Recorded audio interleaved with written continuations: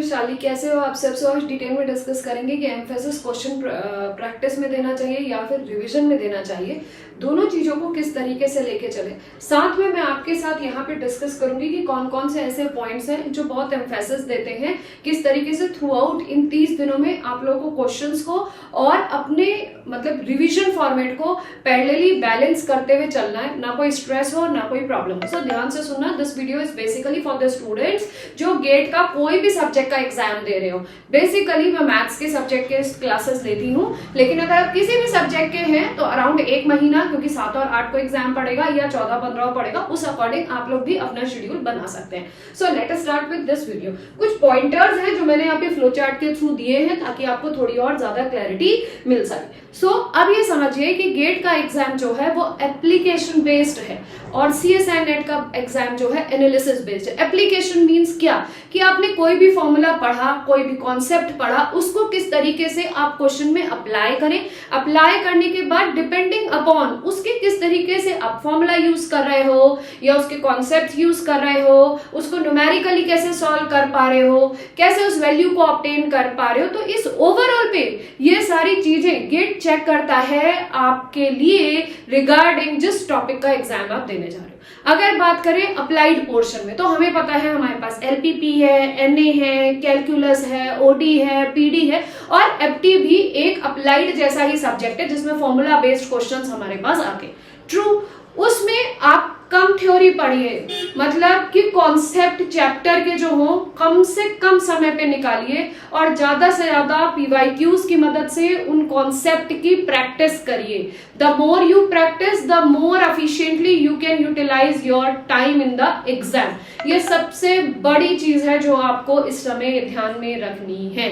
Start करते हैं। सबसे पहला पॉइंट मेरा यही है कि 70% क्वेश्चंस और 30% थ्योरी में आपको एम्फेसिस देना है।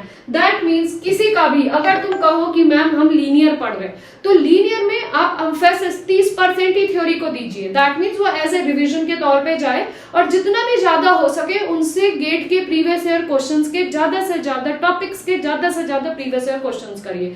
अभी भी मैं यही कहूंगी कि प्रीवियस ईयर क्वेश्चंस को 3 से 4 बार करने के बाद मॉक करिए, टेस्ट करिए, कुछ भी करिए, बट एटलीस्ट 5 से 6 साल के क्वेश्चन पेपर्स प्रीवियस ईयर के, उसके बाद आप जो करना है वो करना। बच्चे यूजुअली मुझसे मैसेज करके कमेंट में ही पूछते कि मैम टेस्ट कब से शुरू करें, या मैम मॉक टेस्ट लगाने कब से शुरू करें, या मैम प्रीवियस ईयर कितने बार करें, कितने साल के प्रीवियस ईयर करें। इससे प्रीवियस वीडियो में ये सारा कुछ डिस्कस किया गया, उसको ध्यान से देखिएगा। कोशिश करिएगा प्रीवियस ईयर कम से कम 5 साल के 3 से 4 बार होने चाहिए और मॉक टेस्ट उसके बाद ही लगाइए, ताकि ये आपको क्लैरिटी होनी चाहिए किस एग्जाम को देने जा रही हूं मैं, किस एग्जाम के अगर मैं देने जा रही हूँ इस एग्जाम को गेट को, तो इसके क्वेश्चंस किस तरीके से एग्जाम में पूछे जाते हैं, ये क्लैरिटी अपने दिमाग में हमारे पास होनी चाहिए। Clear? Moving to the next. Don't focus on random questions. अगर LPP की तैयारी कर रहे हो उसके क्वेश्चंस पे फोकस करो ताकि कॉन्सेंट्रेटेड होकर एक सब्जेक्ट पे डिवोटेडली टाइम दे सको। लीनियर के कर रहे हो तो लीनियर के ही क्वेश्चंस पे फोकस करो। अब यहाँ लीनियर कर रहे हो, तुम क्वेश्चंस OD-PD के उठा रहे हो, don't do that random selection of the questions. अगर क्वेश्चंस कर रहे हैं तो ऑथेंटिकेट क्वेश्चंस ही करें। दूसरी चीज, अगर क्वेश्चंस कर रहे हैं जिस टॉपिक को आप तैयार कर रहे हैं उसी टॉपिक के क्वेश्चंस को फोकस करिए। Is that clear to you? Next, don't do random topics. आज अगर हमने डिसाइड किया है शेड्यूल कि हम अपना OD और PD को फोकस करेंगे, OD और PD के टॉपिक वाइज क्वेश्चंस लगाइए, चाहे मिक्स्ड लगाइए, बट जिस टॉपिक की थ्योरी पढ़ी उसी टॉपिक के क्वेश्चंस ज्यादा से ज्यादा लगाने की कोशिश करिए। ये नहीं कि कोई टॉपिक पढ़ रहे और क्वेश्चंस किसी के लगा रहे। उसमें क्या होगा, जैसे बच्चे मुझे फोन करके पूछते हैं मैम ये समझ में नहीं आ पाता, क्वेश्चंस पढ़ रहे कि अगर मैट्रिक्स देख के ये लगता है कि लीनियर का ही क्वेश्चन तो नहीं है, चाहे वो मैट्रिक्स देख के क्वेश्चन OD से निकल के आ रहा हो, तो यहाँ पे कंफ्यूजन क्रिएट होता है। That's why I always say जिस टॉपिक को पढ़ रहे हैं, जिस सब्जेक्ट को पढ़ रहे हैं, उसी को डिवोटेडली पढ़ें, उसी के क्वेश्चंस को लगाएं। Clear? Next point, practice aptitude each day. This I always say, हमेशा मैं हर समय आप लोगों को समझाती हूँ, चाहे मेरे पेड बैचेस हो चाहे यूट्यूब हो, आपको एप्टीट्यूड की 40 to 45 मिनट प्रैक्टिस जरूर करनी है। शुरुआत जब से भी कर रहे हैं, अभी 1 महीना है, हर दिन करो, कम से कम 30 दिन तो आप 40-40 मिनट निकाल सकते हैं। उस 40 मिनट में सोचो, अगर 2 ही क्वेश्चन कर रहे हो, मैं तो कह रही हूँ 60 क्वेश्चन हो जाएंगे 30 दिन में। 60 क्वेश्चन कम है क्या? सिर्फ और सिर्फ 10 क्वेश्चन पे काम करना है। उन 60 क्वेश्चंस में से 5-6 क्वेश्चंस तो आराम से हो सकते हैं ना, अगर हर दिन 2-2 क्वेश्चन भी किए तो।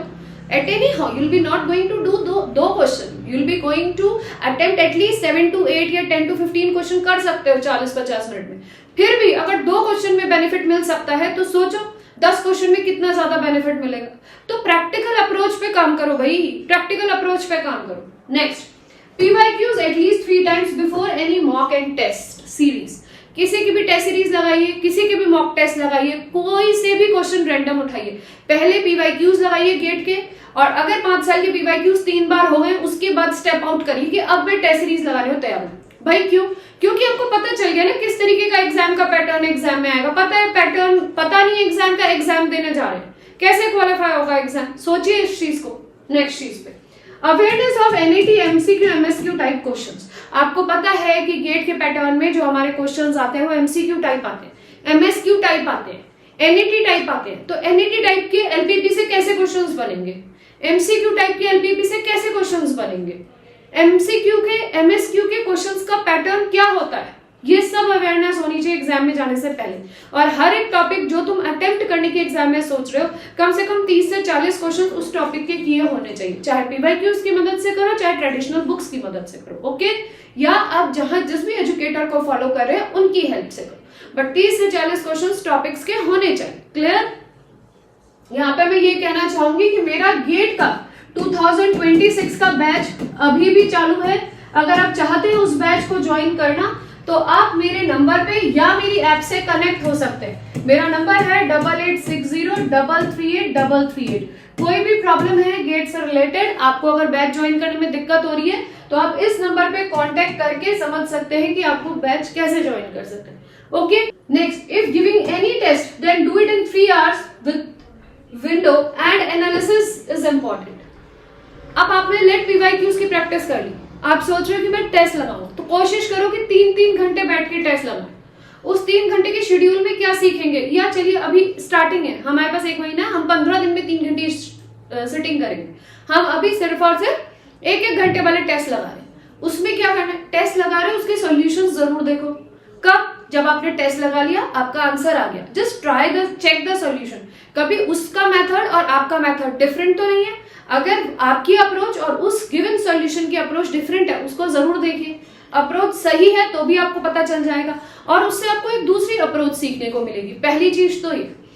दूसरी चीज, अपने रॉन्ग क्वेश्चंस का एनालिसिस करना मस्ट है। पता नहीं एग्जाम में वही कॉन्सेप्ट पे बेस्ड कोई क्वेश्चन घुमा फिरा के आ जाए।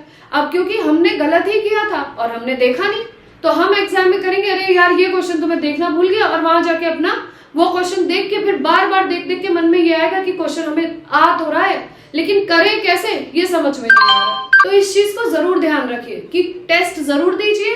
टेस्ट देने के बाद एनालिसिस करना बहुत जरूरी है, क्योंकि आधा काम टेस्ट देना और आधा काम एनालिसिस करना, ये दोनों चीज कंबाइंड होके ही आपको इंप्रूवमेंट करने की ओर आप बढ़ते हैं। सो आई होप इन पॉइंटर्स से आपको ये समझ में आया होगा कि क्वेश्चंस को कितनी एम्फेसिस दें और रिवीजन को कितनी एम्फेसिस दें।